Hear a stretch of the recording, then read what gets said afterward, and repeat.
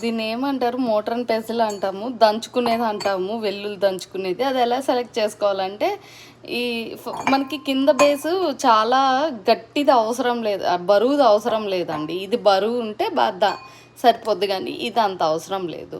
చాలామంది ఏంటంటే పింగాణీది ఉంటుంది, పోస్లిన్ సెరామిక్ పింగాణీదో, అది మన హార్డ్గా దంచితే క్రాక్ అయ్యే ఛాన్సెస్ ఉంటాయి. సో నేను అది చెప్పలేను. స్టీల్ ఉంటుంది, స్టీల్ కూడా కొంచెం చాలాసార్లు తుప్పు పట్టేస్తూ ఉంటుంది అనమాట. Steel okay.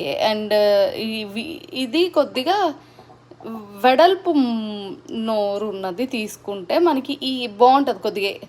కొద్ది పచ్చళ్ళ లాంటిది కూడా దంచేసుకోవచ్చు, వెడల్పు నోరు ఉన్నది. కొద్ది పెద్ద తీసుకుంటే బాగుంటుంది. మరి చిన్నవి కూడా ఉంటాయండి.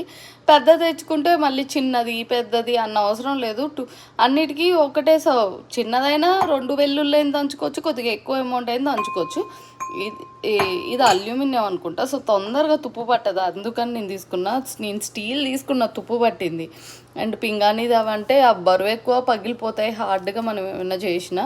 అండ్ అది ఇట్లా పైకి ఉండదు అనమాట, ఇలా రౌండ్గా ఉంటుంది. దంచే కొద్ది పక్కకే పడుతూ ఉంటుంది, అదో పెద్ద పని.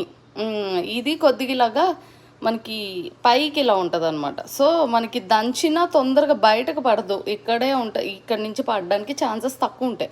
సో ఇలా ఉండాలి. కిందది అంత బరువు అవసరం లేదు, మనకి బరువు ఉండాల్సింది ఇది.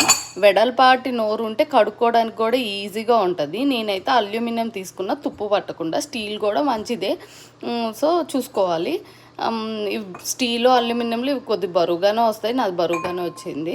సో అందుకని నేను ఇది వాడతాను బాగా. అదే మనకి సైడ్స్ అనేవి హైట్గా ఉండడం మంచిది.